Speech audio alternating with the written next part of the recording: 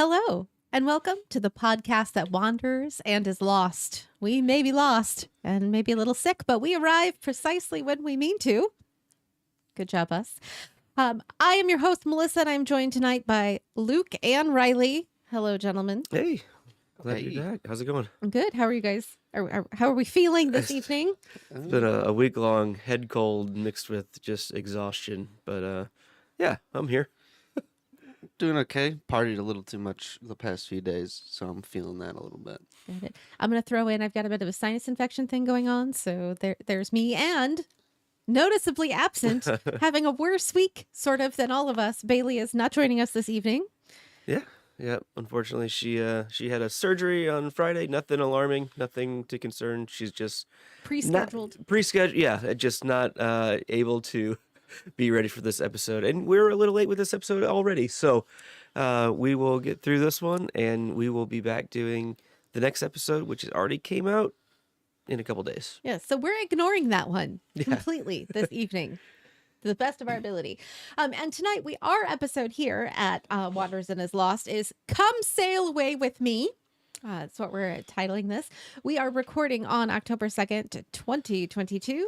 We are talking about Season 1 of The Rings of Power, Episode 5, entitled Partings. This show and all of our shows here at Drawbridge Media are produced with the love and support of our wonderful Imaginary Legion patrons. Learn more about our reward tiers at patreon.com/stayimaginary, which is live and ready for your attention. Yep, absolutely. Back up. We got reinstated. Thank you, Patreon. The episode that we are discussing tonight was 1 hour, 12 minutes long. It originally aired on September 23rd, 2022. Director Wayne Yip, writer Justin Doble. Doble? I'd go double. I'm going to go with Doble. All right. And Luke, tell us about this episode. Nori questions her instincts. Elrond struggles to stay true to his oath. Halbrand weighs his destiny. The Southlanders brace for attack. All right. We are going to start our journey with Nori, the stranger, and the Harfoot gang traveling down the road. Luke, can you start us off with what was the first clump of scenes? Sure. So Nori and Stranger snack on snails during a lesson on migration and perils.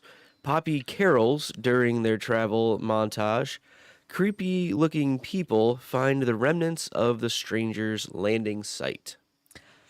So let's start with our migration lesson. Riley, what did you think about the stranger and Nori having their little heart-to-heart pre-travel time? I thought it was like cute. Like I like that we are seeing sort of like the fundamental development of the stranger, kind of like where he obviously isn't completely unaware of like communication and words and things like that. It seems more like he's learning a language rather than how to speak entirely. So that's interesting to me. And it just is cool to see how much Nori kind of cares about him and already, and is kind of taking him under her wing in some aspects while he's doing the same thing for her. And we get to see a lot of him kind of going through like a little bit of a realization about himself that Nori kind of guides for him, which is pretty interesting, I think. I really liked the conversation around perils. Yeah.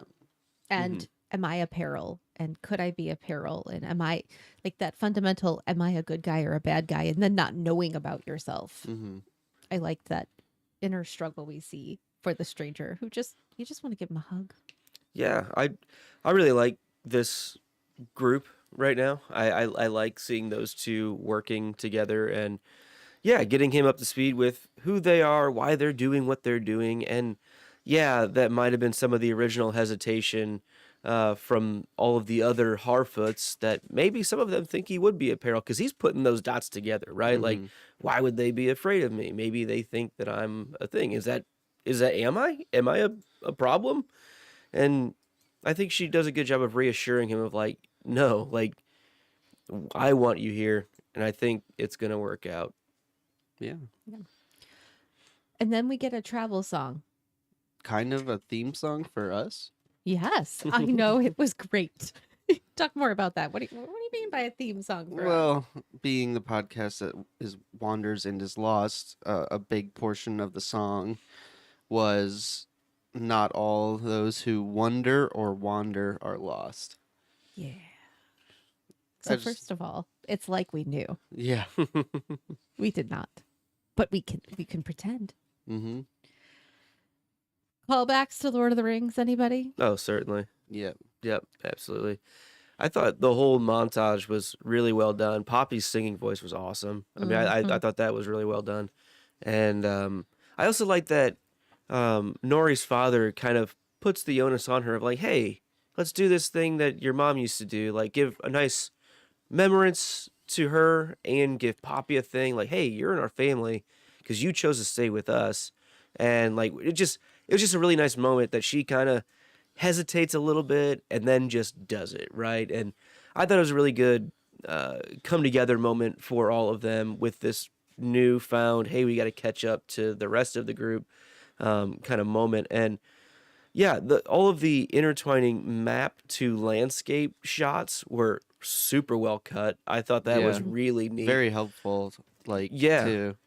And I thought the visuals were intriguing. Like, I thought they were quite interesting. I think this could have gone very Muppet-y, Mm-hmm. right? They were traveling by map, guys. And it could be Muppet-y. It could be farcical, right? I think Shrek and Shrek the musical, and it's the travel song. But because of the, I don't know, intensity of the song itself and the moments we see in the travel weren't fun traveling moments. It was the hardship and the struggle and the perils, right, of what their family is going through and what they're doing together, that it's heavy. It doesn't feel light and fluffy, which I like. I like that it was heavy. I like that it was Emotionally deep. and important Mm-hmm. rather than just, oh, look, they're traveling. I actually cared. Yeah, it could have been real cheesy, real quick. Yeah. Certainly. Can we talk about the people? I don't. What's with the people? Yeah, not elves, which my son Griffin was really quick to point out. Because I was like, when we first started watching the episode, they're very interesting looking characters, right? There's very sharp features going on with the eyes and the skin tones, and they're And the very hair color. right. It's very much seeming like, oh, these seem like they could be elves. And I said, I think my son asked me a question about it during the scene. I was like, oh, something, I guess these elves or something. And then we're watching it, and 2 seconds later, he goes, those are rounded ears. Those aren't elves. And I'm like, Good job. you're right. Like, big catch for you. Like, Yeah. good job. And so, yeah, I'm curious to see, one, who they are. Right. Two, what are they? I mean, clearly seem to be searching after the stranger, or at least the crash landing site, and trying to determine what it can mean for whoever they are. It's one of the biggest questions we have right now is who these people are, right? Absolutely. Yeah, I have no idea. I don't know what other important groups of people there would be in the world at this point. So, Mm-hmm. Well, that's what I was going to do. Let's eliminate what they aren't. They aren't dwarves, right? They're way too little and lithe and clean shaven and light skinned and whatever. They're not elves because of the rounded ears. They're not orcs because they can stand in the sunlight. They can, travel, whatever. They could be men, really evil men from somewhere. So it could be men. Not sure what kind. They're not hobbits or precursor hobbits. They seem bigger than that. Mm-hmm. They don't seem like Numenorians. They don't seem like Numenorians, so not that level of men, a high man. But I would say often when we see, I hate to use the word low men, like the Southlanders who aren't Numenorians, typically they are darker haired. And so the fact that these guys were super blonde Mm-hmm. kind of stood out to me. Yeah. Interesting. right when we get, well, we'll talk to that soon, but the same episode that we get a cutoff of the list of are you Sauron, another person gets added to the potential list. The main guy in that group could definitely be a Sauron character. Yeah, absolutely. Oh, all right. We ready to jump to the next time we run into Nori and the Harfoots? Still a good band name. The Harfoots find more perils than usual on the path, and Malva suggests leaving Nori's group behind. Malva, Poppy, and Nori are attacked by wolves, wargs, and the stranger throws them off.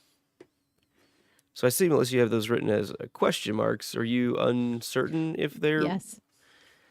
They specifically call them wolves in the scene. Right. And I very much don't think it's the same as wargs. I think it's just a wild animal, not necessarily a warg like we've seen previously. I would agree with that. They seem like just that world's depiction of a wolf. Really weirdly shaped. Yeah. With really short back legs, really buff upper front. They looked a little bit more like warthogs, to be honest. Okay, so that I am not going to comment on production design. That's not why I'm here. My questions were simply because I don't notice production design as well. I just don't care. Like, if it's a warg and you tell me it's a warg and it doesn't look like what I thought a warg was, I don't care. I'll believe you. It's a warg. And so that was what my questions were. I didn't think it looked like the warg from the episode before, but that doesn't mean I was right. I was assuming that I was wrong, thinking it wasn't a warg. That's why I had questions. I was like, well, I don't remember enough about the design of the warg in the previous episode, and I don't care enough to go back just to see the warg. Like, they're not the same thing, right? And that was all I was asking. I think they look similar enough to be in sort of the same family chain as the warg that we saw. Like, in some facet, whether the wolves that we see are just that's kind of the version of the world that the Rings of Power is going for, the canine look in that, specific development of it. So I think that you could tie them together in like some sort of relationship based, like a wolf versus a fox, right? So Sure. We could go into the whole not genealogy, but like the biological breakdown of the trees of all of the different whatevers, and they'd be somewhat related. Okay, that is not my area of expertise, but I agree with you. Okay. Can we talk about Malva?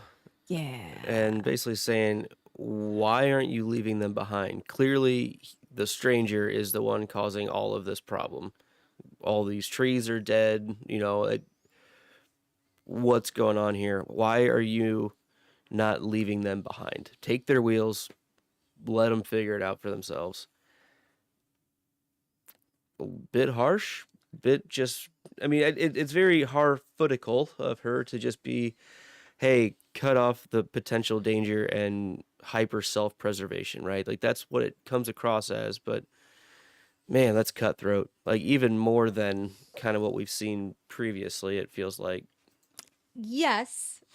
So I wonder if some of it is, one, we are falling behind our normal pace. Maybe we're not quite traveling as fast as we want. Two, the stranger is strange, right? He's just strange. And three, we have never in all of our years, I use that term loosely, run into as many perils, right? We travel when the trees are full. The trees aren't full, they're dying. And we travel when the streams run and they're not running, they're dry. Nothing they do is fitting any of their normal timelines and cycles. That's probably freaking her out. And being older and probably less adaptive and more set in her ways, right? What's the different piece in this puzzle? The causation thing, right? And causation does not mean correlation. Correlation does not mean causation, whatever it is. But just because the stranger's there doesn't mean he's the one causing it. But I can see that's the only thing different in her world. I think she's wrong. Please, she's wrong. Yeah, no, I get where she's coming from. Yes. I totally see it's in her mind. a reasonable thing to assume that he's the causation of these things going on. I get that. But like to leave the whole family behind? Like I don't know. A bit harsh. They already did that. And guess what? They caught up. Like Yeah. I don't know. Yeah. Taking the wheels is rough. Right. Yeah. That's really leaving you high and dry. But then Malva gets put in a pretty rough spot, and guess who's there to save her? El Strangero. That's right. That's right. Sucks to be Malva. Oh, wait, it doesn't, because there's a stranger to save you. You're welcome. Yeah. Not that, I mean, maybe she deserves it fine, but I really like when somebody like that gets saved by the thing they were complaining Yeah. about. Yeah. It's definitely karma, you Yeah. know, kind of, or thwarting that, you know, and I liked seeing the stranger in action again, right? I mean, one, physically, he just showed that, yeah, being a big person has its advantages for them. Having one on their team is going to work out because he can at least tackle one of these wolves where they can't even do anything to budge one of these wolves. Right. And he also follows it up with another demonstration of magic, this time useful for the group. Proving to be a solid asset for sure. Good job. Yep. That brings us to our last little set of scenes with the Harfoots for this episode. Nori comes to help the stranger's wound, but he has a cooler plan for healing.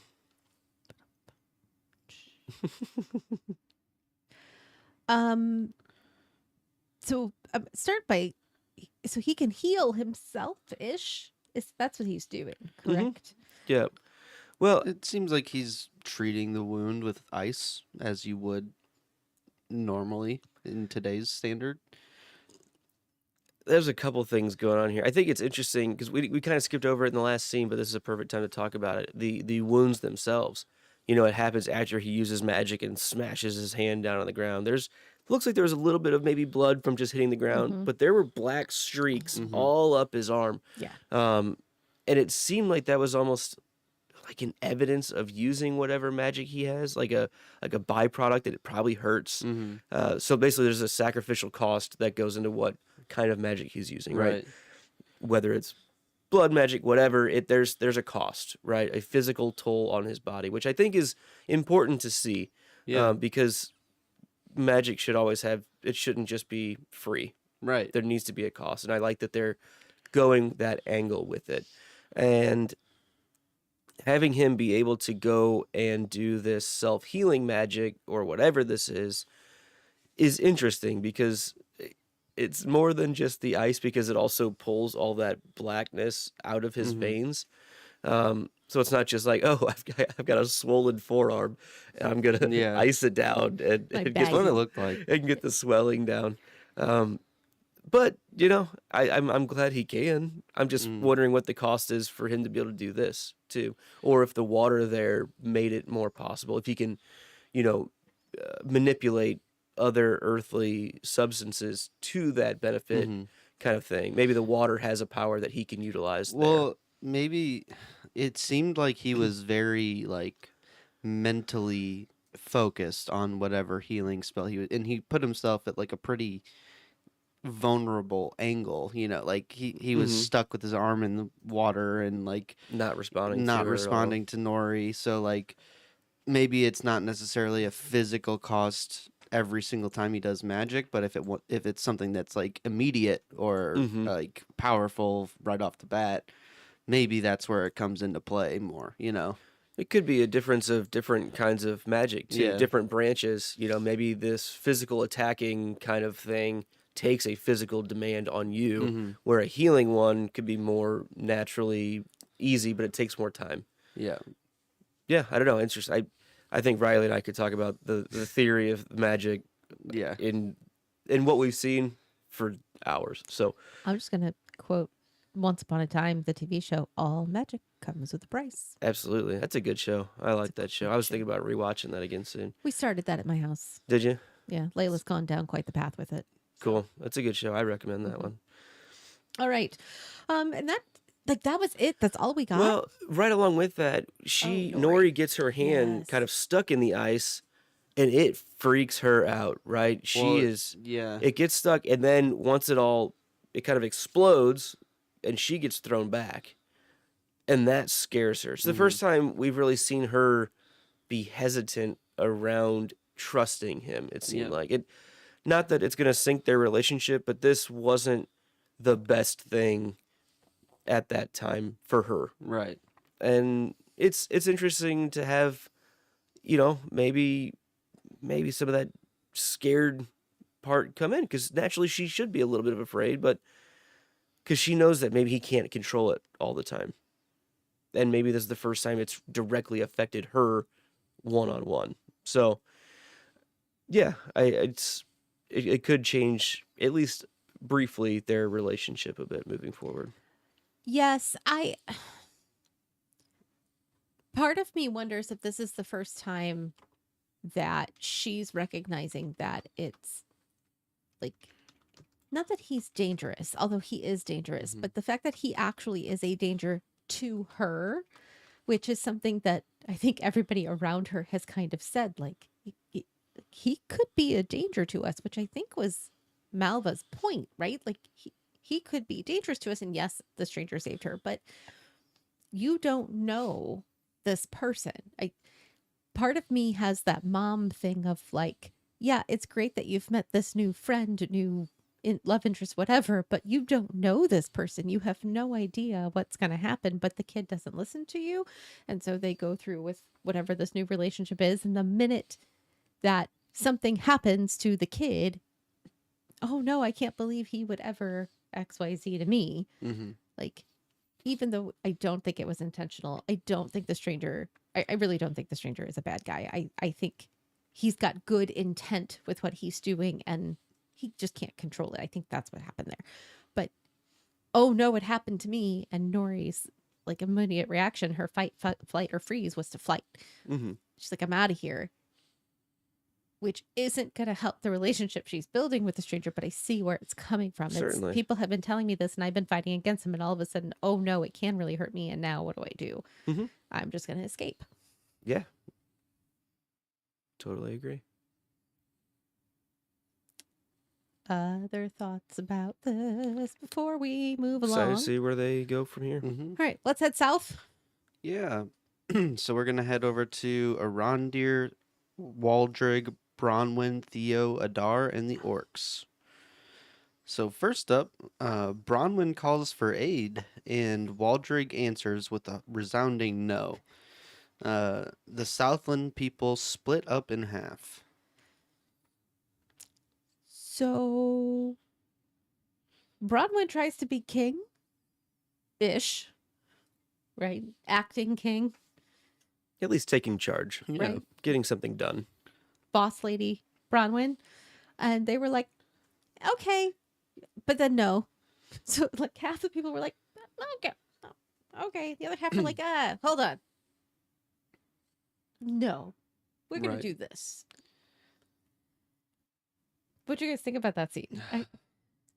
I was excited to see a lot of the people originally agree with her. It's interesting that Waldrig's voice had so much weight behind it. And I think that at first I was like, well, why does everybody care so much what he thinks? Well, if we remember back earlier in the season, he was the innkeep. He was the tavern guy. So that's probably the most authority that anybody has in that town, in terms of respect and somebody who knows what's going on. Like, He's like the local newscaster. yeah. So if he says you're all gonna die, like, it makes sense to kind of believe that, I guess. Stinks that they split up. However, I don't think even with an entire Southlander force, they would just save that tower. I don't think that they would survive. I don't believe so. But it's going to be worse now. Yeah. Yeah, absolutely. I mean, but that's kind of her point of, yeah, it's going to be tough, but we have a better chance standing and fighting together than who knows what's going to happen if we just give is it really worth giving everything up? Why not fight for it? and a lot of them chose to. It's okay. We can do something else. Like it's fine. We'll just heal. Like Yeah, like, I mean, self-preservation. speaks speaks loud. Yeah, like I'm pretty sure I just want to survive, whatever that looks like, which was the path some of them took, right out the door. Yeah, and on the way out, Waldrick really tried to get Theo to go with them, right? Because they Hmm. talked about this weapon, the scepter, the sword thing, how they both have been touched by it, and it changed my opinion of Theo a lot when he decided to stay. I I gained a lot of respect for him for choosing to stay, and whether it was just to stay with his mom or not, he still chose to stay, and that changed some of the dislike I had for him previously. How about you? Thoughts on Theo? Um, I expected him to stay, and I didn't ever really think he was going to leave. I don't know. So it didn't really change anything for me. I'd already liked him. So So you were already Team Theo, yeah. and you were already Team Anti-Theo. Oh yeah, he could have been killed last episode. I would have been fine with Yeah. it. Not really, but So one of the things I'm enjoying most about the show is the who done it aspect. Only it's who done it, it's who is who it? is it? Right. Because there are so many evil guys that have slots to fill. Right. We've got Sauron. I got 9 ring wraiths. I have the 7 ringed dwarf lords. I got people. I have the voice of Sauron, the mouth. mouth guy. Yep. I have the cursed king under the mountainy thing that Aragorn ends up like Mm-hmm. bringing all the ghosts of the dead. The betrayers. Yes, Yep. there are so many roles to fill. And there's a lot of options. Yeah. And absolutely. to me, Theo is a really good option for something. I don't know what. I've got my pick, but I'll reserve that for later. I think you've said it already. Okay. Right. I probably have. Yeah. I think he's gonna be a ring wraith for Yeah. sure. See, Mouth of Sauron is kind of sticking with me for him at the moment. Like, that would be an interesting job for somebody who, like, isn't technically a king. I don't know. I could see that being Waldrig as well. Oh, yeah, maybe. Okay. And that might be a man. So that's a long time for a man to have lived to be the Mouth of Sauron. So that's a long shot. But there's just so many choices. And I like that with him staying, it flips the story again. Mm-hmm. It's not a Right. direct narrative. And I appreciate that. All right, next scene. Oh, I lost him. There we go. Adar and his orc friend discuss the sun's soon departure. Pretty ominous conversation here from Adar. It was it just me? Or did anybody else feel like the last day of senior year where you're talking about how much you're gonna miss being in school. You're ready to not be in school anymore.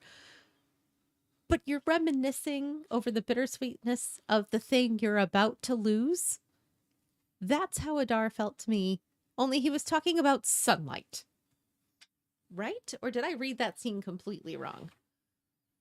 I think that makes sense. Yeah, I mean, I don't know. We'll have to see where they're planning to go with his whole. Yeah, I'm gonna miss it, but like, you're also letting your buddy's arm burn to crisp right now. Like, it's a bit weird, like this dynamic between those two, and I don't know. I think the point of it is obviously Adar knows that it's hurting the orc, but he's trying to make a point of, this hurts, but it doesn't hurt me, obviously, but one day this will stop happening because we're going to black out the sun or whatever his plans are. So the idea is, don't forget what this feels like for when the good times come and we can relish in it better. Sure. Yeah, I can see that. Yeah, that 'Cause makes sense. Adar is forcing the orc to feel the pain, but he's also relishing in the sunlight himself in a sorrowful way, knowing that it's going to be lost for him. Mm-hmm. But I think he's using the orc, his arm, as a reference to why his plan is to get rid of this thing that he cares about. Yeah, Yeah. makes sense to me. That he assumes is Yeah. going to be get rid of course. But yes. Anything else with our orc friends? No. Awesome. Waldreg leads his people to Adar and swears his loyalty. Adar listens right up until Waldreg calls him Sauron. Then Adar requires Waldreg to kill Rowan to prove himself. Mentioned it before. Can chop off a name of potentially Sauron, I think. Maybe He not. clearly has a bit of disdain for that name, it Yeah. seems. Either that or has so much respect that he doesn't want to give it to himself. Was the two options that I took. In general, it felt like he was insulted that you could think I was that, whether it's because I can't be that or I don't want to be that. But how dare you think I'm him? Yeah. Yeah. That, or he could be saying, don't call me that. Yeah. And because of that, I'm going to have you kill one of your friends to prove your loyalty, regardless if I am or not. I don't think he is, but I think you could make a case that in that way that's shot, that's the third option Sure. of don't call me that. Because either I'm trying to hide, so don't say it out loud, like it's not the time yet, or it's I'm not him, and I don't want to be, or I could never be, so don't call me. It's a couple different options. Yeah. At the moment, I don't think he's Sauron. I think he's I agree. Yeah. a captain or some sort of former servant there. But I almost said the Night King. The head Nazgul rider. Witch King. The Witch King. so Well, he has to be a human king. mhm. Yeah, I guess Adar. Well, Adar has elf ears. Sort of. They're slightly rounded. Yes, but they're more elf-like than not. Correct. Okay. So, sure. All right. All right. Are we ready for the last scene of this section? Yep. Angsty Theo lashes out at Arondir, who shows Theo how to look on the bright side. Theo finally tells someone about his special toy. Arondir shows Theo a carving of the key. Arondir and Bronwyn debate over the way to survive the oncoming attack, and the orc march begins. So, I think it's interesting, like the first part of this for me is the fact that Arondir was positive. I don't know if I ever got that from his character before. He just seemed like somebody who kept going through, this is just my life and I'm just living it because that's right. I live forever. And so that's what it is. But the fact that he has a positive idea of, but this is why we do this. And there are ways to power through, if you will. I like that he was, not happy, positive, as positive as an elf who doesn't smile could be, but still. Yeah, I think Arondir gives him some good advice here. Like, hey, it might be a dire situation. Sure, I get that. But there's still hope. People chose to stay, regardless of it was just, hey, it was easier to stay because it's going to happen one way or the other or not. They still chose to stay, and we're going to do our best to make this happen. And I think it gets to the point where Theo needs somebody to reassure him of like, yeah, it's going to be hard, but that doesn't mean you shouldn't keep working for it. It's good to see those two having a overall positive interaction. It got hairy a little bit, right? Yeah. But Arondir stood up for himself and said, hey, I'm not your enemy right now. Like, I'm here to help you guys. Like, that's why because I've spent all this time with you, I know who these people are. And that's why I'm still here. I could have just left. I easily could have just left and let you guys deal with this all yourself. Fine. But I chose to stay because I care. And these other people care too. So here we are. And you chose to stay. Right. Mm. Little self assurance. Mm-hmm. Yeah, which, I mean, given the fact that Theo seems so young, right?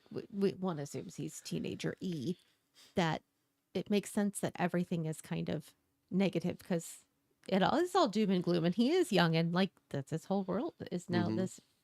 He hasn't seen enough bright side to know that that's possible. So, the toy comes out, the little not Hilt. hilt, sure. And Arondir says it's a key. It looked like there was some sort of keyhole, and maybe I saw this, but it seemed like there was something at the tower that the key could be used for, right? Well, they showed on the wall where there was almost the emblem of the sword as it's out, Mm-hmm. almost as an identifier that, hey, there could be something useful here with this key, right? Mm-hmm. It doesn't really give you too much in that moment other than, hey, there could be a keyhole or something. Sure. We're going to look at this so that you know that it's here for later. Right. Yeah. Good job. That's how the whole hilt key thing has felt to me this entire time. It just kept popping up just enough to be like, don't forget. Hey, this is still here. Don't It's forget. still a thing. Don't forget. And then they start talking about a way to attack or a way to survive the attack, right? They sort of, Bronwyn and Arwen are debating that. And then it's like, what are we going to do with the tower? The tower. And that's kind of all we get. Well, yeah, she says, as soon as they march here, this tower will fall. And they're like, that could be an idea. Yeah. That's interesting. That's interesting. Yeah. Overall, I feel like the Brahmin and Arondir stuff felt very, for the most part, still exposition-y, Mm-hmm. right? They're leading up to things, but slowly but surely. I like that Arondir is finally back, and there's a lot more actual conversation happening for him. Right. And he's stepping up as a leader a bit more than we've ever seen him do. This really all felt like kind of not even quite a half-assed version of getting ready for Helm's Deep. Yeah. Yeah. Right? It felt like they were trying to play some of those cards, just not quite as much, and we get pulled in and out of it to where it doesn't, at least yet, never really set the dire nature of, hey, doom is coming here. Mm-hmm. There's almost too much hope, like Yeah. to some extent, Yeah. on that. But like, comparing it to Helm's Deep, like, man, it just seems like there's not much of a chance here, right? Mhm. Like, it really is, backs against the cliffs, back against the wall. We are in this hole, no way out. And I don't know. I know it's different from a huge theatrical release compared to a TV show. It just didn't quite get there for me. But I think they had opportunities to do it. And I think it doesn't help that some of the other storylines in this episode were done better, Sure. Yep. right? The Harfoot stuff, as short as it was with the powerful song, I think that was better. I think what's coming up is better. So this just felt like placeholder. Yep. Check in. Make Yep. sure we know where they're at. I will say it was nice that we got a check in for each of our main storylines, which we hadn't been doing, right? The episode before was very just sort of one or two tracks. This was everything kind of coming together in more pieces. So maybe that was the purpose, just to keep that going. Sure. Right. But let's move on. Let's go to Elendil and Numenor and all the various characters we have living on the island. Isildur propositions his father for a position. Elendil counters with a life lesson in service. Arion pleads with Kemen to talk to his father about abandoning the Queen Regent's plan to support Galadriel. Halbrand finally gets to make a sword. So maybe we start with the Isildur and Elendil. Isildur is still kind of driving me crazy with the "Hey Dad, help me out" thing. Just me. Yeah, basically, and we see a little bit more of this a little further on too, but it's just put me to the front of the line. What have you done to earn it? Oh, no, that's just semantics. But yeah, it's a bit, it's a bit rich. Yeah, Thoughts, Riley? I don't know. I want to be on Isildur's side. I guess I'm easily forgetting how wishy-washy he has been, but like he obviously wants to try and help. So like give him the chance, but I get like if you can't trust him then don't put him in a position to fail for others, but I don't know. It seems like this time he's really on board with it. So, I don't know. I bet it always seems like he's Yeah. really on board with it, with all of the things. It seems like he's gung ho about whatever his current thing is. Yeah. And now it's becoming a bigger issue because now it's people's lives at stake. It's Because it's an actual issue. right. Yeah. And you just can't forget the track record, I suppose. And we only hear about it, right? But his father's lived it, his buddies have lived it, and it sounds pretty consistent that this is what he does. Right. I want to believe him too. I do. But I can't disagree with what Ellendale is saying here of what have you done to earn it? These guys are out there doing it. They are out there living the Numenorian values. And you just are here acting like you want to. Until proven Sure. otherwise. And I mean, you could make the argument for Isildur. I'm not going to make it. I'm just going to say an argument that could be made is that, of course, he's going to seem like that until he actually finds the thing that he is going to fight for. But he's not trustworthy. He's not dependable. Right. And That's it's hard the to give key. you a chance when you're not dependable. And it's interesting to me that we're seeing this side of this character, which is not something that typically gets displayed with what you hear about him in the texts. So, and then there's the sister and Kemen, and please abandon the plan. I'm not a fan of her or this storyline.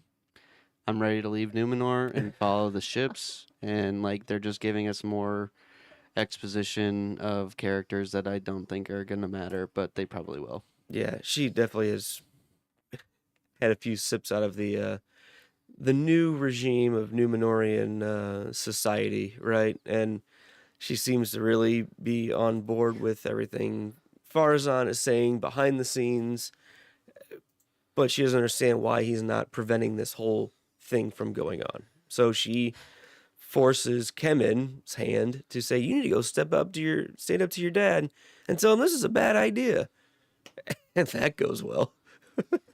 I almost feel like she is there to give a face to the people of Numenor who do take that side. Because if it was just some other random person that, and we see that a little bit later, it is just sort of a random person.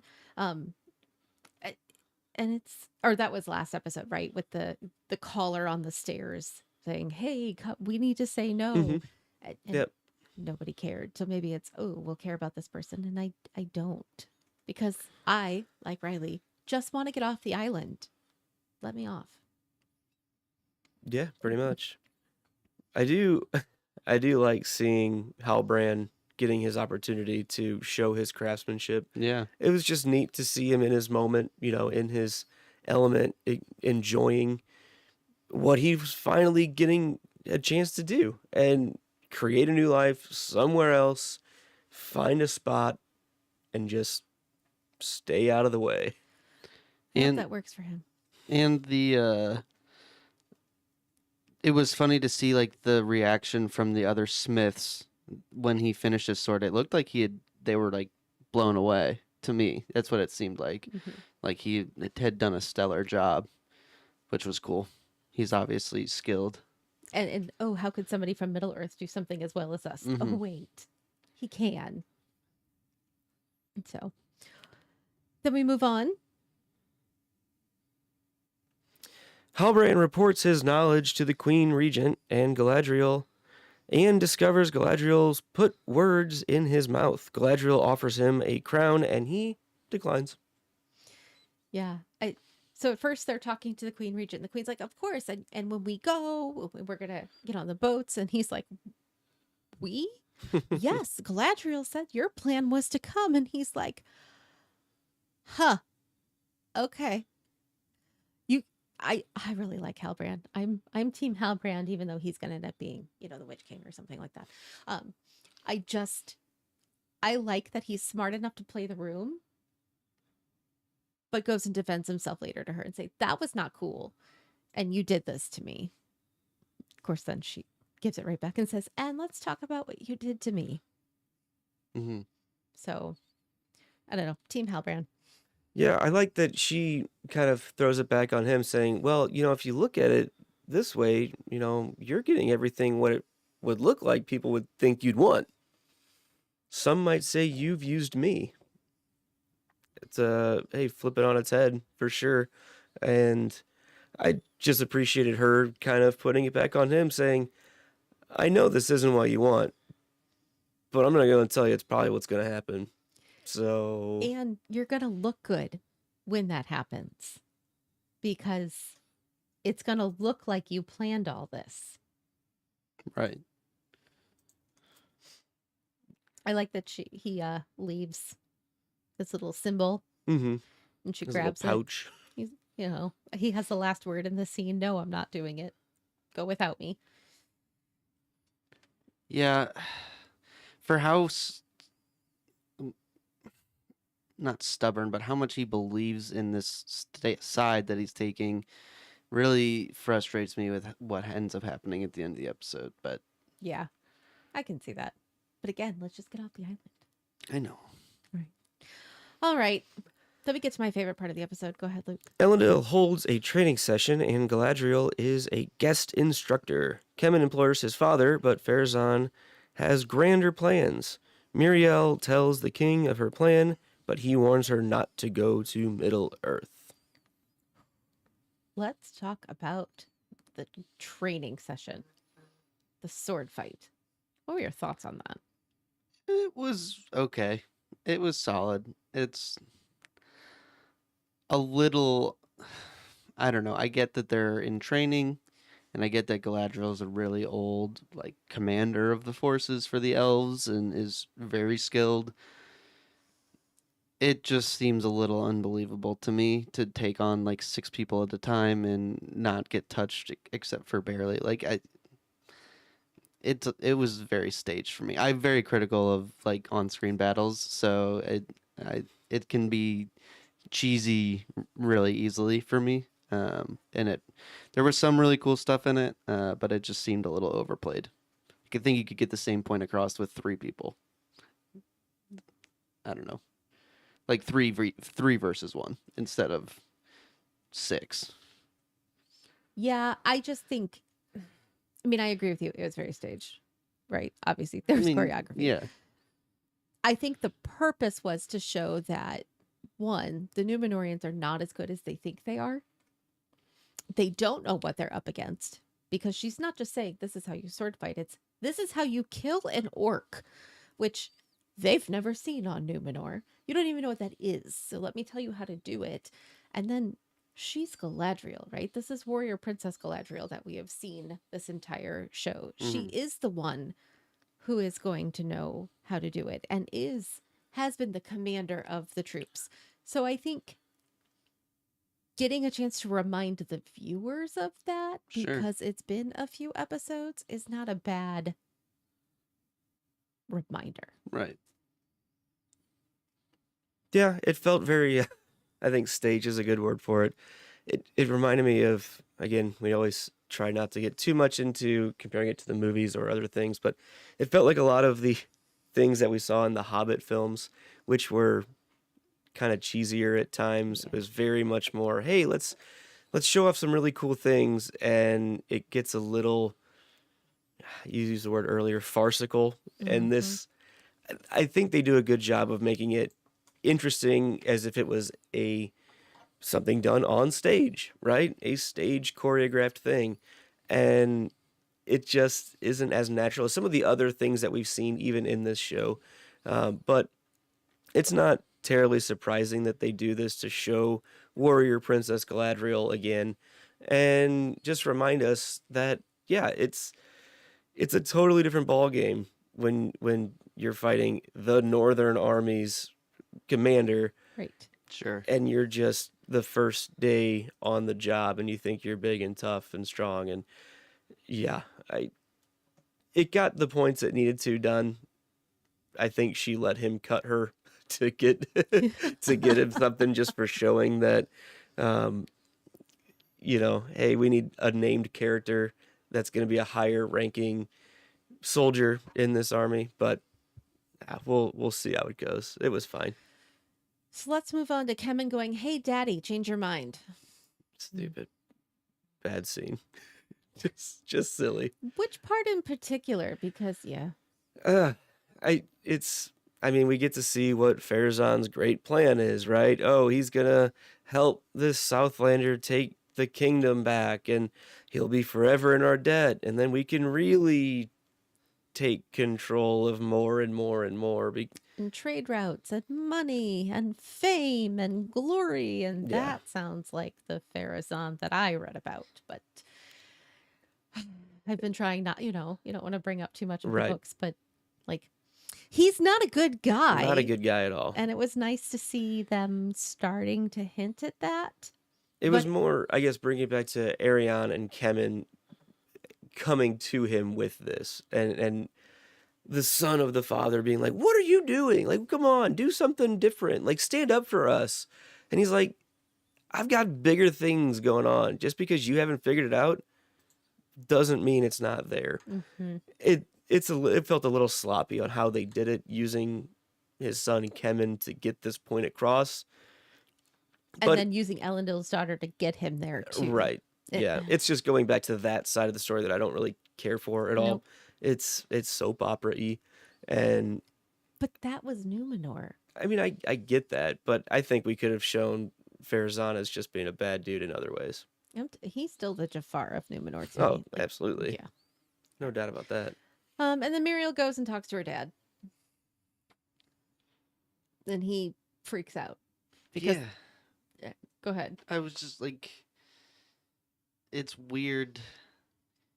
I don't know. There's just so many things that are like, Halbrand doesn't want to go to Numenor, or doesn't want to go to Middle Earth. The king doesn't want them to go to Middle Earth, but like they end up still going. Like I don't like it's so weird to me that there are so many like extra scenes of them putting like trying to put barriers on leaving the island, and it seems like they're pushing it out that they're not gonna go, like, but they still go. Like I don't know. It just is so weird to me. I don't get it.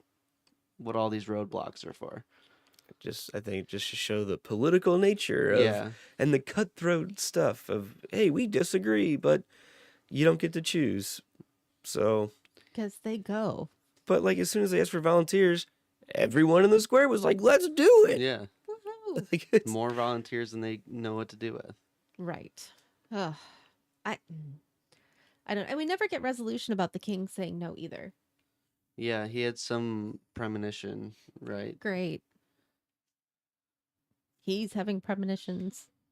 Isildur heard something in the wind last episode or two. Nothing has ever come from that.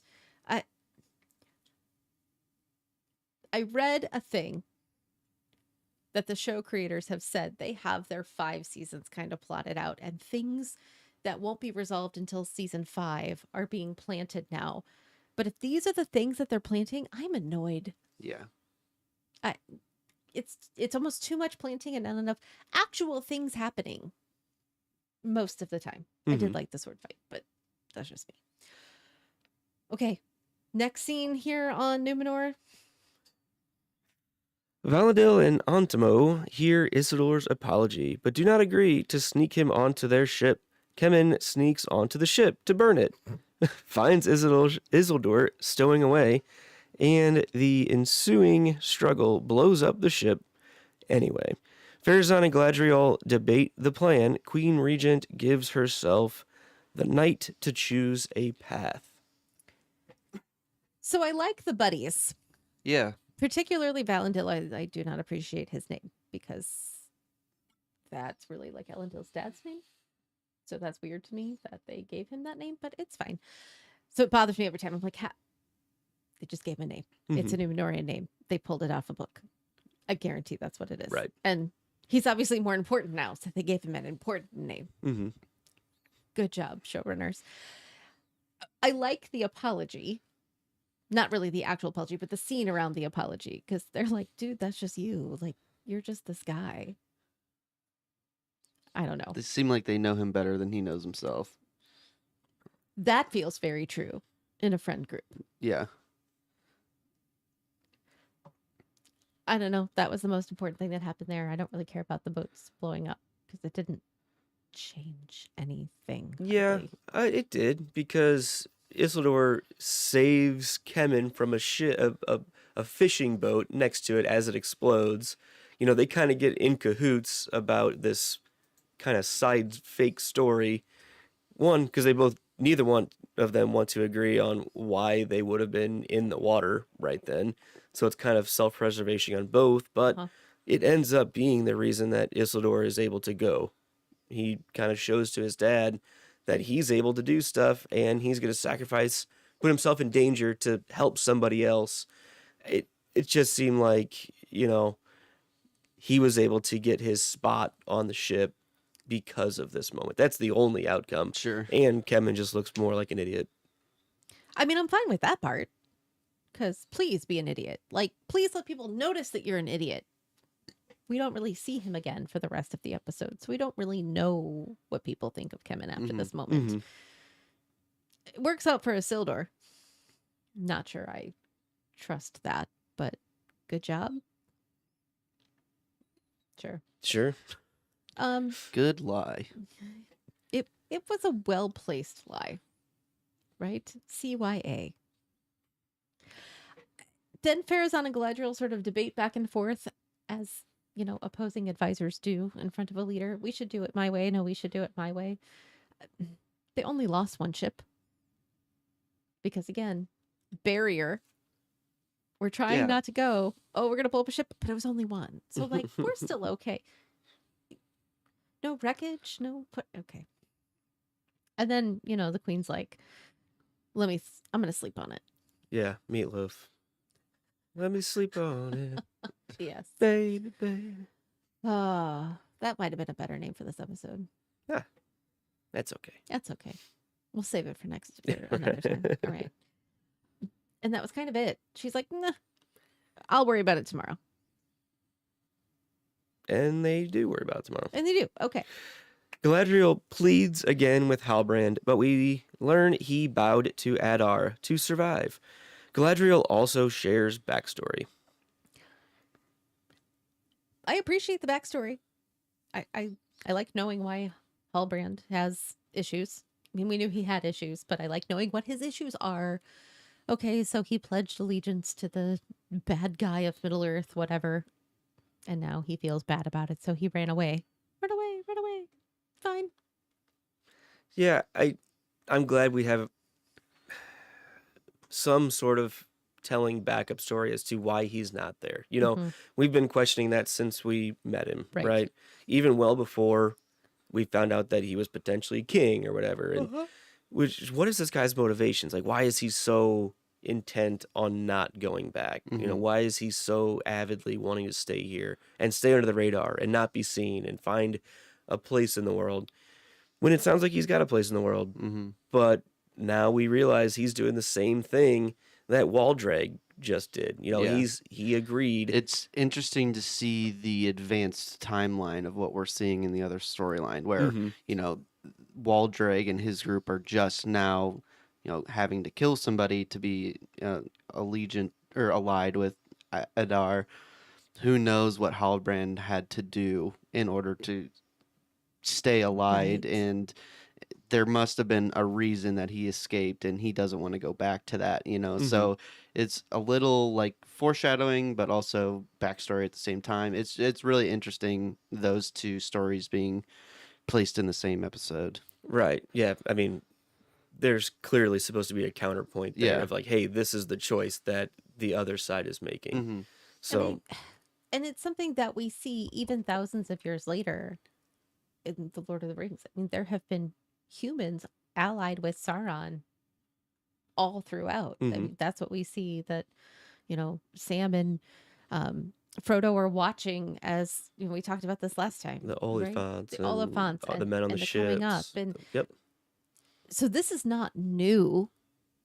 This might be the origin of that, but there are men who are bad, just like there are men who are good. I think it was always the elves were always all good, was always the understanding Sure. that everyone else was divided. Mm-hmm. All right. Anything else on Numenor? Get me out. Let's do that. Let's go to not quite Khazad-dûm. We're really more having a meal out in Elfland with Elrond, Durin, Gil-galad, and Celebrimbor. Yeah, so Durin dines with the High King. Niceties? Niceties. Yes. Okay. Nicety. Oh, okay. I was thinking that was the name. That makes Oh. sense. I was like, that's not his name. Niceties prevail over cross-race misunderstandings. Elrond and Gil-galad don't see eye to eye while recounting the power of the last lost Silmaril. Gil-galad uses the sickness of the tree to show Elrond the coming of the elven downfall. Elrond honors his oath to Durin and does not answer Gil-galad's question. So the dwarves are coming. Guess who's coming for dinner? Right? The dwarf showed up for dinner. It was tense, Yeah. but like fake, not really fake tense. Like if you were just there eating, like some of those other, I don't get to speak women elves were, it's fine. You may not notice that it's tense, but do you feel like Durin would say something, Gil-galad would say something, and Durin would say something, and Elrond is just sitting there.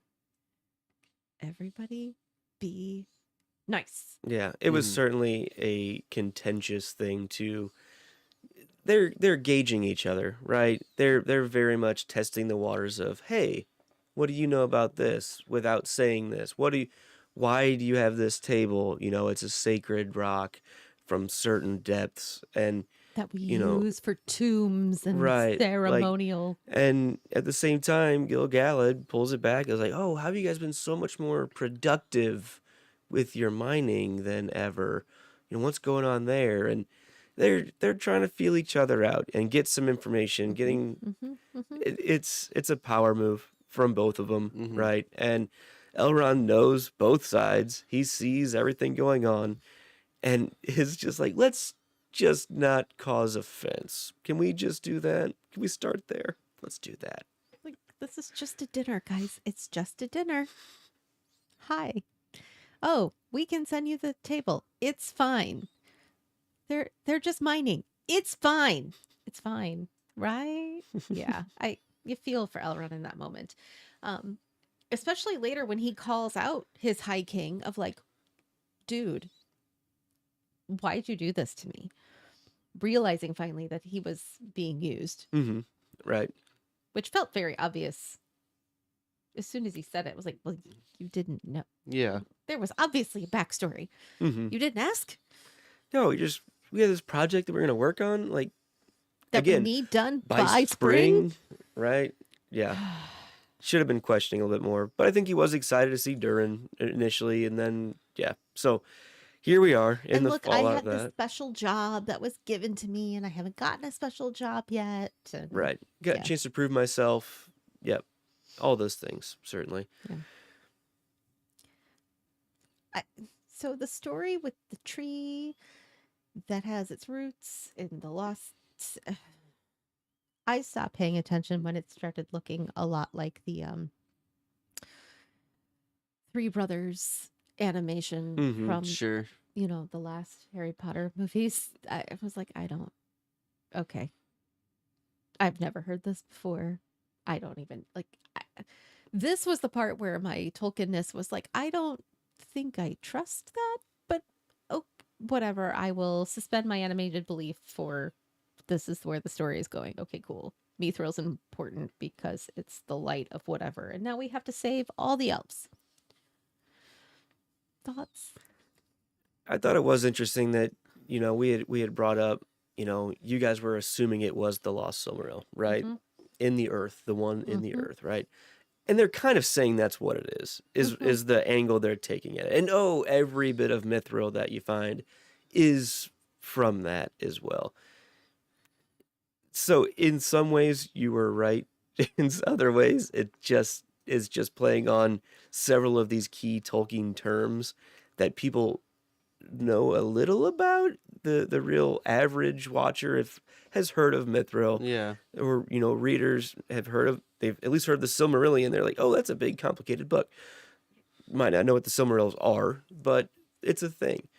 And it just feels like they're bringing them in to have some more key terms crossed off the check mark list. I could see that. It just is interesting to me that we don't we don't really hear about any of this in the Lord of the Rings movie. And I know it's not just the movie isn't exactly related to this, but like any of the I mean, I know the elves have to leave in Middle Earth during that time, but like what is all of this decay that they're experiencing, and why is Mithril the savior? Like, just doesn't. How are they going to use it? Like, Yeah, I feel like there's still something shady going on with Gilgalad and Celebrimbor. Like, Better. head on, apply directly to the forehead. I just still think that there's something they're not giving away. You think there's more being hidden still? Yeah, it's gotta be. I agree. So I've read Lord of the Rings many times. The best you get is that the time of the elves is coming to an end. But Right. that's, how many thousands of years after all this. So that has nothing to do with it. They mentioned Mithril in the movie, right? We've got Mhm. the jacket of Mithril, the door that they go to when they go into the mines of Moria, which is the speak friend and enter. That is Mithril, like carved into the frame of the door. Never is it mentioned, oh, and it's also from the Silmaril. Like that word's not in there at all. So I don't know. That's why this feels a little a roundabout way of getting there. It's not quite so. I don't know. That's why I don't trust it, Yeah. because I don't know that it exists anywhere. This story. Yeah, I'm not sure. And we have the backstory. It's interesting. I'm not sure how much Right. canonical context there really is for it. Exactly. Which, fine. If that's your story and you're sticking to it, I will go with you. With a good dose of caution, Mm-hmm. because there isn't anything in the canon to help me with that. So cautious, but I will do it if you tell me. Like, if you don't prove it otherwise, Mhm. fine. But it might be something else. I don't know what it could be else, but all right. Next.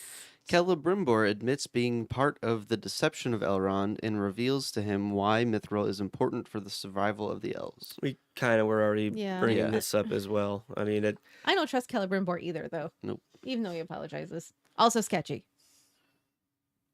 I don't like him. I think he's neutral. I think he's just trying to do the things that his king is asking him to do, and he's got a skill set that allows him to do those things. So we shall see. I don't dislike him. I don't necessarily distrust him more than what we've already just revealed. I feel like it's pretty on the surface. He was commanded, don't tell Elrond Mm-hmm. anything about this. Just get him to do the job. Mm-hmm.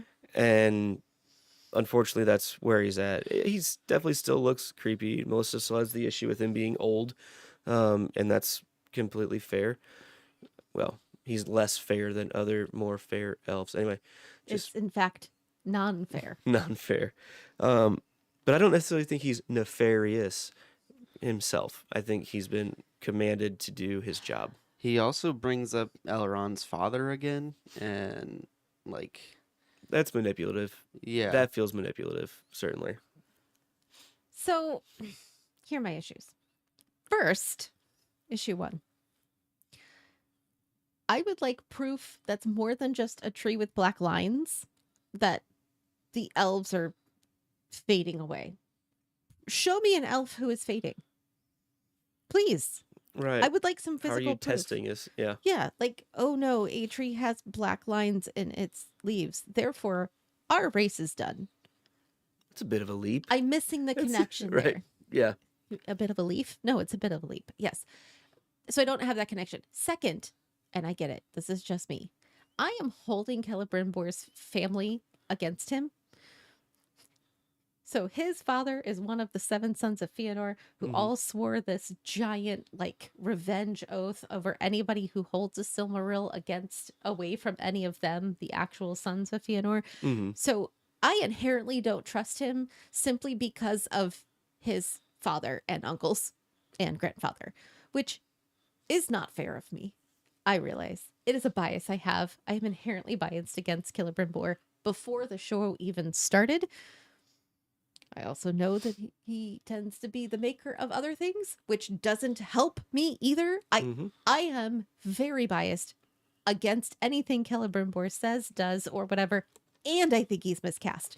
So in general, I am not going to be on his side. He needs to prove innocence to me before guilty until proven innocent is how I feel about him.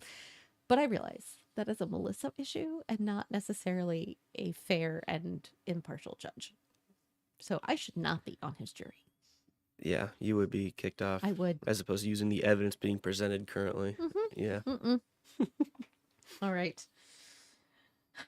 Last scene here.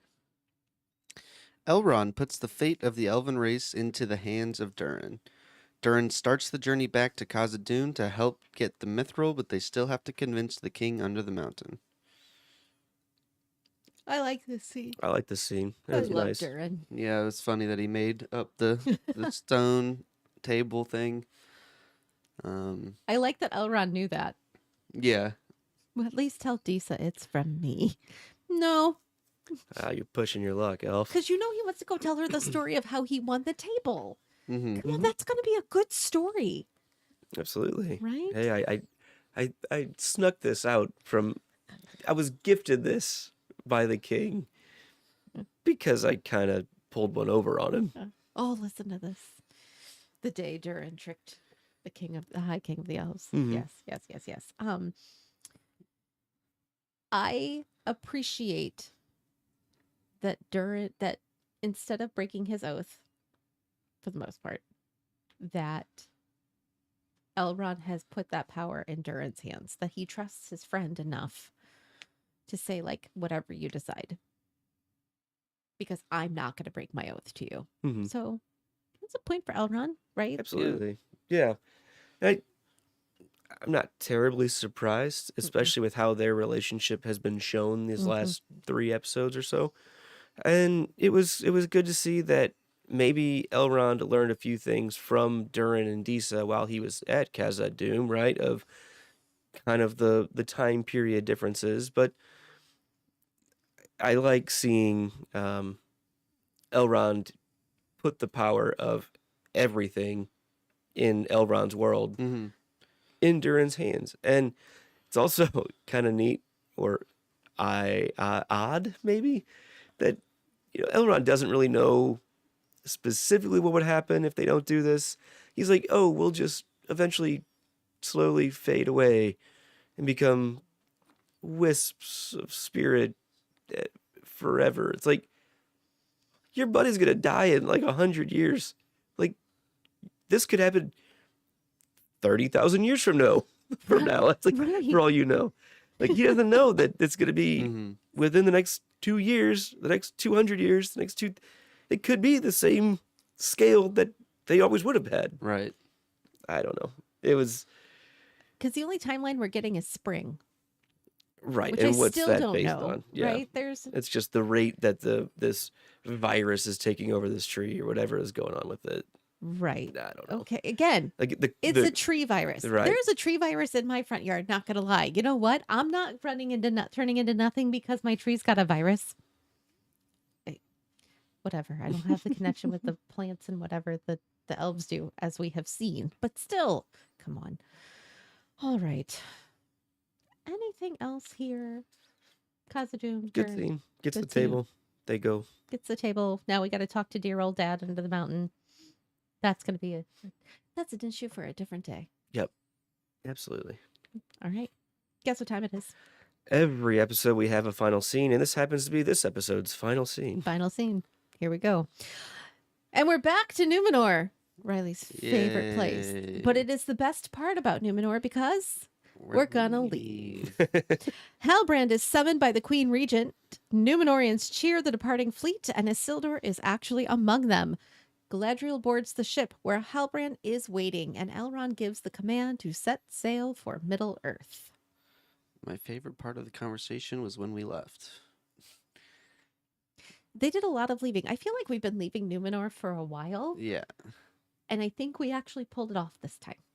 It seems like it. It But- seems like they've actually made their final voyage, at least. It seems like they left enough extra storylines, though, in Numenor for them to jump back to Iarian and Kemen and Pharazôn. Mm-hmm. So, Yeah, we'll be visiting them at some point yeah. as well, while Great. everyone else is gone. I'm sure. Do we want Certainly. to? Can we just not? Okay, fine. I'm glad Halbrand was on board. I'm not surprised, but Yeah. I just don't see how he gets. I don't pull the connection of how he decides that he's going to just go. I know he talks to Galadriel about it, but the whole scene where he, like, sets down the pouch and then, like, grabs it, like, it just, I don't know. I guess it comes down to they've got 500 soldiers coming with them, and he's seen them fight a little. He knows it's better than his little Southlander villagers that he had a chance to work with before, right? Not to hate on his own people, but clearly it wasn't the right force Mm-hmm. for him to be able to manage any kind of military defense against Adar at that time. So he's gonna go ahead and take the shot. You know, if there's ever gonna be an opportunity to retake that and help those people out, help my people out, this is a pretty good group Yeah. to try to hang my hat on. It's this or bust right now is the choice. Or do I sit while they're going? They're going either way at this point, it seems. Like, I don't think if he didn't show up, well, Queen Regent Muriel may have put the kibosh on the whole thing. It's possible. because he's the knowing person to be able to Right. get everybody to the right places, So which is true. It definitely could have, or like, sunk the ship, Oh. from leaving. But yeah, I think he makes a choice that he can feel good about in Sure. 10 years and 50 years. I also think that something has developed between him and Galadriel that neither one has had. I would say him had ever, and she hasn't had in maybe millennia, and it's mutual respect. Because in Galadriel's world, she's maybe been the commander. She's either been in charge of you or the annoying little sister or cousin. Not one who is an equal. And for him, he's always been the leader who's made the wrong choice. Or at least he feels like he's made the wrong choice. But here we finally have two beings who both feel like they have a path and have made maybe Galadriel doesn't think she's always made the bad choice, but she always made the choice alone. And now it's somebody else who's had hardship and somebody else who has the burden of leadership and knows how I feel. And exile. And trust, because we've literally saved each other multiple times in the short time we've known each other, and we keep doing it. I can depend on you. So if I'm going to go with anyone, it's going to be the one person who has seemed to have had my back. I think if it wasn't for Galadriel, he wouldn't. Like, if she had done all that, but was like, but I'm staying in Numenor, you guys go, he would have stayed with her. Because, ride or die, man. Yeah, I think so. We do have the moment with Isildur making his way up onto the ship as well, right? And he's all excited, and Valendil calls him out and says, "Oh, so you talked your dad into, getting you a spot, huh?" And he's like, "I earned my spot. Oh, I sort of saved a guy, kind of. But Questionable. Elendil quickly walks up right behind him and calls him out, "Soldier, you need to go see the horse master." He's like, "Oh, well, I thought I was in the cavalry," which you probably still could see the horse master if you were in the cavalry, I guess. But Yeah. Sure. apparently that was a weird statement for him. Well, yeah, but you're going to be the stable sweep. Ooh, Burn. right in front of your Right in buddies. front of the friends. Right. Mhm. Yeah, it was definitely a lesson in humility for him of, yeah, you made it on here, but it's still not the same as everybody else right now. Right. It's still, you have a lot of opportunity to show your value.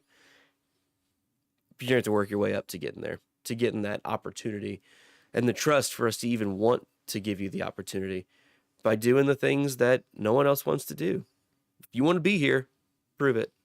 Mhm. Put in the work. Put in the work. Everyone else has. Serve. Right. And literally Yeah. serve, because they've all served Right. for others. That's And they've never stopped. no. Right. Last thoughts. Galadriel's armor looked cool. Oh yeah. I guess that had to be made in Numenor. Yeah. Yeah. I thought about I don't know that. if it was a Where'd she special get commission that? or if that was just something she walked around and was like, "Oh, I like that piece. I like that piece." In the Numenorian armor mall. Sure. Okay. A little bit of tailoring here and there. Snap it together. Although not many of them have full plate armor like Mm-hmm. that. Most of them have kind of the more scaled scaled. leather Yeah. Yeah. is what it looks like. Painted white, but there you go. All right. Episode title accuracy. It was called Partings. We tried leaving a few times. Sure. Nori and the stranger. She ran away. Yeah. Okay. Bronwyn, Arondir, Waldrig, Theo. Well, the The whole split half between the okay. town left. Yeah. Yeah. Okay. Numenor, We're leaving. out of Dodge. Yep. Durin, That's- Elrond. They're heading back to Khazad-dûm, I guess. Okay. But partings from Gil-galad and Sure. Celebrimbor again. Yeah. All right. It fits. Close enough. All right. Episode description. Here we go. Ready? Nori questions her instincts. kind of. I don't think I agree with that one. I think she. In that very final Yeah. moment, I Yeah. guess, but that's but a that's little bit weird It's for more implied. It's not explicit. yeah. Well, I think that's supposed to be Okay. the case. Elrond struggles to stay true to his oath. Sure, he struggled with that. Yeah. Yeah. He did. Halbrand weighs his destiny. Sure. Yeah, he deals with it, puts the baggie down, picks it back up. Sure, Yeah, makes his and choice. The Southlanders brace for an attack. Yeah, Well, they're they trying really to prepare. don't do much bracing. There was some arrow training. They, very minimal bracing. Some of them held like a hold up in the tower thing. Maybe, I don't know. Okay. Yeah. I mean, I would agree with you. It's more like they realize they need to start Talk preparing. about it. like we're gonna need to hunker down. We are right. We are going to. We need should to. do that. That's a good idea. We should, or we should give up. We could do that too. That's another option. Another option. We Well, could the do do it. nothing option is always an option. Some of them are choosing the do nothing option. I think. That's not true. Some of them are choosing I the just act said of some. saving I just said myself some. by seeking out the bad guy. It's fine. So let's jump to our second breakfast. Riley, what was either your favorite or least favorite thing? I liked the magic usage from the stranger. I thought that was pretty cool, and the healing magic itself. Like, we don't really get to see much magic in the Lord of the Rings other than from Gandalf and Saruman. And Even then, pretty limited. pretty limited for the Mhm. most part. So I'm excited to see some more modernly produced magic and flesh out maybe some of the working systems that are designed for it a little bit. Like Luke said earlier, we could go into hours long conversations about the potential inner workings of that. So it's always a fantasy and magic. Least favorite thing, I just like even though we're leaving Numenor, I just hate every storyline. Like I don't hate it. That's a strong word, but it doesn't hold any interest to me as a viewer. Like I don't get wrapped up in the historical impact of Numenor and excited to learn why it matters and why they help out and stuff, but I just don't care about their politics. All right. Luke, favorite or least favorite? I think my favorite thing was just more Elrond and Durin stuff. I love their dynamic, and I love that Elrond holds his oath to his friend. You know, he made a point to even let the king know, I may not know what you're talking about, but I will not say one way or the other that's going to go against what I promised my friend, because there's a reason for it. And there's a reason that Durin had him take that oath, hand on stone. And, you know, it was nice to see that Elrond upheld as much as he could on that. And even let Durin know that I wasn't as truthful with you as I thought I was being. Mm-hmm. And it wasn't I didn't know some of these things, but I was there for certain reasons that were unbeknownst to me at the time. But I have to come clean because now I have this information. And now you have this information. And I need you to choose. It's not on me. I can't choose this. Because I promised. And he does. And Durin thinks about it, lets his ego get puffed a little bit. I like that. That was neat and fun. Felt very dwarfy. And they get to the point of, you know, I can't promise it's going to go the way we think, but I'm going to do my best to help. That was just the good stuff. I thought it was nice. Yeah. Did you have a least favorite, or are you going to stick with the favorite? There were some, let's just say, Kemen and Arion. Silly. I get it. It's needed. It could have been different and better. They could have shown some of those things differently. All right. So I agree with Luke in that Kemen and Arion, all of that was not my favorite. That was the part that bored me. But they've been boring me since they started. I liked when she was hanging out with Isildur and Elendil. I liked the dynamic there, and she has gone downhill for me. Mm-hmm. Just sad because I like a good, strong female character, and I don't think they're doing a good job with her. My favorite thing is either Durin, because I'm Team Durin. I'm also Team Halbrand, but really it was Team Durin this episode. But really, my favorite thing was the song. I liked the song a lot. I think it did a really good job of capturing a connection that we've been waiting for to, you know, Lord of the Rings and the other Tolkien content without feeling like it was contrived for what they were doing. Mm-hmm. And it's nice to see the peril of the Harfoots. I like that the Harfoots weren't in a lot because I haven't bought into them as much. They are my Numenor. Right? Sure. I haven't really invested so much in what they're doing. I just want to figure out who the stranger is and have him actually matter to the bigger plot. Mm-hmm. But I liked that this was short. It was sweet. I got a little bit from them. It was just enough. And then we did other things. So I liked that a lot. All right. We have a lot of shows here at Drawbridge Media. And so, Luke, I'm going to have you pick what is a show that people out there could go to if they don't know us from other things. If you like Stephen King books, we have a show called The Podcast That Floats Down Here, where we went through every chapter of Stephen King's It over about a 2-year period. This was a couple years ago, but all of those recordings are available on Drawbridge Media or at the Podcast That Floats Down Here. We also did a 2.5 year monthly book club where we did a single book every month, and then 2 years. 2 years of that. And then we did a 6-month read through of The Stand. So a lot of content there, 26 different books that we went through. More of that coming up starting in 2023 is the next year. Yes. So check that out, and you can learn more about that here on Drawbridge Media. Or at thepodcastthat.com. All right. We are going to close out. Once again, we Miss Bailey, our at Riddle Writes, who is out of commission this week, and we wish her well and a speedy recovery so she can join us next time, hopefully. And I am Melissa. You can find me at mcrowley522, but that's really more of my education Twitter. I am really kind of behind a lot of the Twitter accounts. You could find me on all of those, especially the podcast that must not be named and this one, Wanderers and is Lost. And my final thought is I like that we touched on everybody. I like an episode where I get a little bit of all the stories and not just a lot of one. I like the lots of one sometimes, but I was missing some people. So I like that we got a good mix of everyone. Yeah.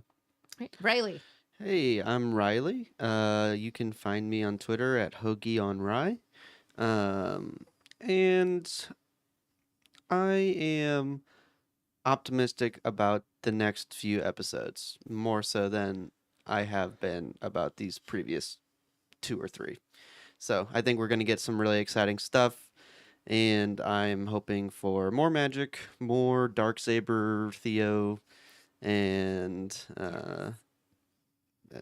hopefully some big fighting scenes.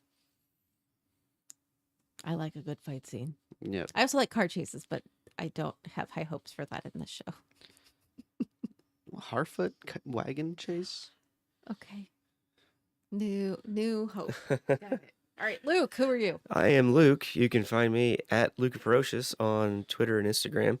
My final thought is I was way more excited about this episode the first time I watched it. Like I was really excited about I got we messages. got some answers on things. We got some new doors opening. To be completely honest, I've seen the next episode because we're Same. recording this a little late, and I know where things are going. I'm not saying that changed my thought on this episode, and maybe just being sick right now, I'm not super jazzed on it, but it didn't hold up in certain areas as well as I thought in the first viewing. There were some major big things that I really loved. Again, the Elrond Duran stuff I loved. The Harfoot Stranger stuff, I'm all for it. Some of the Numenor stuff is clunky, it's slow, but we do get some of the big movement pieces that we need. Halbrand's doing his thing. I'm all for that. Galadriel did her thing, has gotten her job done. Some of the other Numenorian pieces I could do without, but in general, I think the show has made the turn to let's get to the finish line for season 1, and I think big things are coming. And I'm here for it. It might not be everything I ever wanted in a Lord of the Rings Tolkien show, but it's what we have. And it's not so bad that I would stop watching it right now.